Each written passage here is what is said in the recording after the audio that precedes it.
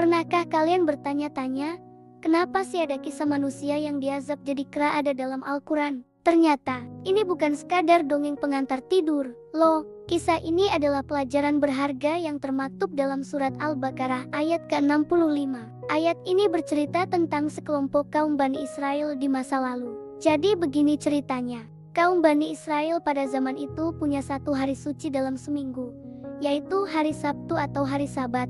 Pada hari itu, mereka dilarang keras untuk bekerja, termasuk mencari ikan. Hari Sabat adalah hari khusus untuk beribadah kepada Allah Subhanahu wa Ta'ala. Mereka semua tahu dan sudah sepakat dengan aturan ini. Tapi, disinilah ujian iman mereka dimulai. Allah Subhanahu wa Ta'ala menguji mereka dengan cara yang luar biasa. Tepat pada hari Sabtu, ikan-ikan di laut justru muncul begitu banyak, berenang ke tepian, seolah-olah menggoda mereka.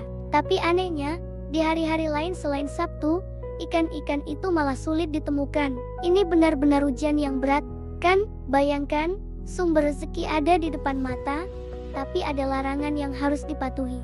Lama-kelamaan, sebagian dari mereka mulai goyah imannya. Mereka berpikir, wah, sayang sekali kalau ikan sebanyak ini dilewatkan begitu saja. Akhirnya, muncullah trik-trik licik. Ada yang memasang jaring pada hari Jumat sore dan baru mengangkatnya pada hari Minggu pagi. Secara teknis, mereka tidak bekerja menangkap ikan di hari Sabtu, tapi niat dan tindakan mereka jelas-jelas mengakali perintah Allah Subhanahu wa Ta'ala. Melihat hal ini, kaum Bani Israel terpecah menjadi 3 golongan. Golongan pertama adalah mereka yang ikut-ikutan melakukan trik licik tersebut. Mereka inilah yang melanggar aturan hari Sabat. Golongan kedua adalah orang-orang saleh yang tetap teguh pada pendiriannya. Mereka tidak hanya diam, tapi juga aktif menasihati golongan pertama, mengingatkan mereka akan azab Allah Subhanahu wa Ta'ala. Kenapa kalian menasihati kaum yang akan dibinasakan atau diazab oleh Allah? Kata sebagian orang, tapi mereka menjawab, agar kami punya alasan di hadapan Tuhanmu, dan semoga saja mereka mau bertakwa. Nah, ada juga golongan ketiga. Golongan ini tidak ikut melanggar, tapi mereka juga tidak peduli. Mereka memilih diam dan tidak mau menasihati saudaranya yang berbuat salah.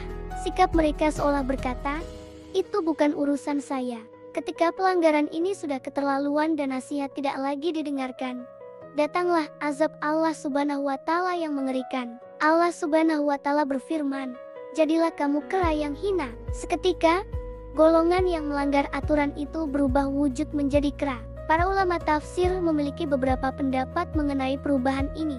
Ada yang mengatakan perubahan fisik secara harfiah, di mana wujud mereka benar-benar menjadi kera. Ada juga yang berpendapat bahwa yang berubah adalah sifat dan perilaku mereka menjadi serakah, licik, dan tidak punya malu layaknya kera. Apapun bentuk perubahannya, yang pasti ini adalah sebuah hukuman dan kehinaan yang besar bagi mereka. Lalu, bagaimana dengan 2 golongan lainnya? Golongan yang menasihati, diselamatkan oleh Allah. Sedangkan nasib golongan yang diam dan tidak peduli, para ulama berbeda pendapat. Namun, pelajaran pentingnya adalah Allah Subhanahu wa Ta'ala menyelamatkan orang-orang yang aktif melakukan amar ma'ruf nahi munkar, yaitu mengajak kepada kebaikan dan mencegah kemungkaran.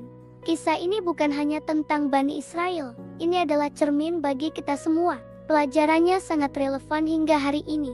Pertama, jangan pernah mencoba mengakali aturan Allah Subhanahu wa Ta'ala. Allah Subhanahu wa Ta'ala Maha tahu apa yang ada di dalam hati kita, sekalipun kita mencoba menutupinya dengan berbagai trik.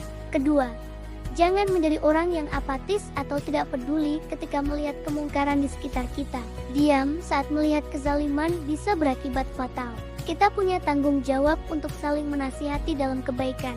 Kisah tentang manusia yang diubah menjadi kera ini adalah pengingat keras tentang akibat dari pembangkangan dan tipu daya terhadap syariat Allah Subhanahu wa Ta'ala. Semoga kita bisa mengambil hikmahnya dan senantiasa menjadi hamba yang taat pada perintahnya dan peduli terhadap sesama. Terima kasih sudah menyimak. Jangan lupa subscribe untuk konten-konten bermanfaat lainnya. Sampai jumpa di video selanjutnya.